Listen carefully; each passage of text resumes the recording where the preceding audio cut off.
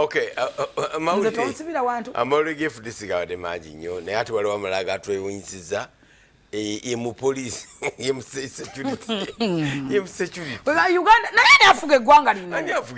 tuli ludda wa oba twava dda mu Uganda bannange abasajja ab'emundu abo tubawaana nnyo obukambwe nti akubira bwere eyadde agenda kukuba essasi nange ndimukuba siba naye emundu nesirikukuba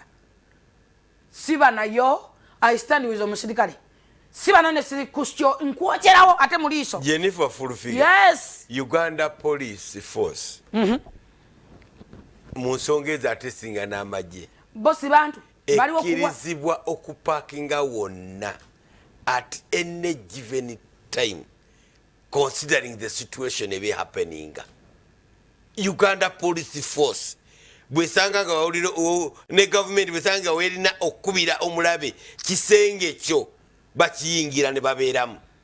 omulabe ne bamukwata tolina woyinza gaana poliisi kuyimirira eyimirira ku wanuwe ng'etunudde sayidi ndala neetekako ebitaala byayo kiwedde era yo yakkirizibwa okuvuga ne wanuwe ekikiriza okuvuga wanuwe ekkirizibwa wonna naye emmotoka ya ambulance abantu bangi bazanyisa emmotoka ya ambulance tuzanyisa ambulance emmotoka ya ambulance ne president agiviira kati goli musirikale security waawa alaba poliisi eri ku duty abantu bagenda kuttiŋŋana bangi n'obungi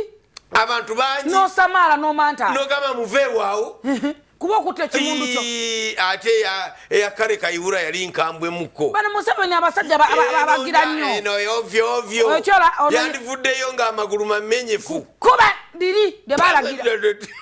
magazini namba muve wano ogamba polisi muve wano ate nogibogera nogimantalirako nogisamalirako bagamba kalelete mundu tisijja gibawa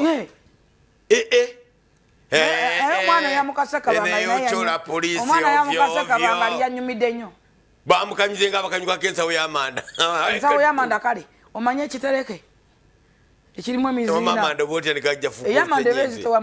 ojagamba ekijafuka olusenyente ekitereke kyakasasiro bamukanyuwe osobola otya banange abasecurity aboku gate aboku petrol station tubatya ate abantu abalina obusungusungu olusunguyiro olwekisirusiru abakazi bamwe baba babakyawa naye ate nkole mpoomye yagoya amayuni bwe bakutenda okudduka toyita wammwe poliisi obalabanga abazirana abasaagasaaga authority obuyinza bwonna babulina ne uniform ya poliisi etegeeza kikulu nnyo wala musirikale ng'nengenda nekola research wagamba tokwata ku tokkirizibwa wadde omukola bwoti nti omunyonyola nti newabera mukwano nze mbalina ba DPC ba RPC mikwano gyange naye tuba tunyume ne tuseka nnyo agala omukwatekwateko agira muleya kagira mu uniform tomukwatako nowoseka ennyo tokkirizibwa bw'omukuba kisi nekusigalako lipstick abapoliisi babakisinga bosi bantu kiri mu mateeka ssebo so what okukwano abo abawala bapoliisi bolabanyirira omala kuwandiikira inspector general of police naye oba inspector naye abeddiza tumanye lengera ekiwulenge nekigamba poliisi muve wano ekisajja oba ebisajja oba birina bunya obuveera bwadda nedda tebwadda bali amayirungi tokidangamu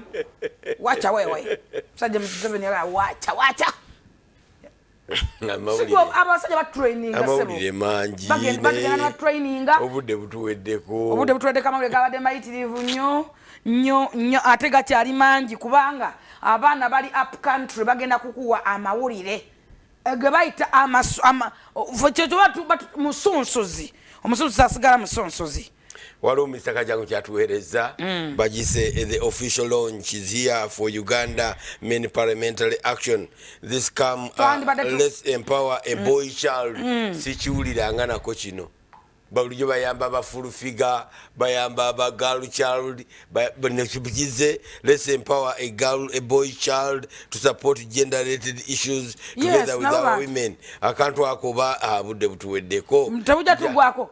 bwana mawule tulino atujabugala newunyiza n'omusumba Aposo yavuddeyo n'ayita ghetto youth bonna abaana bali mu ghettos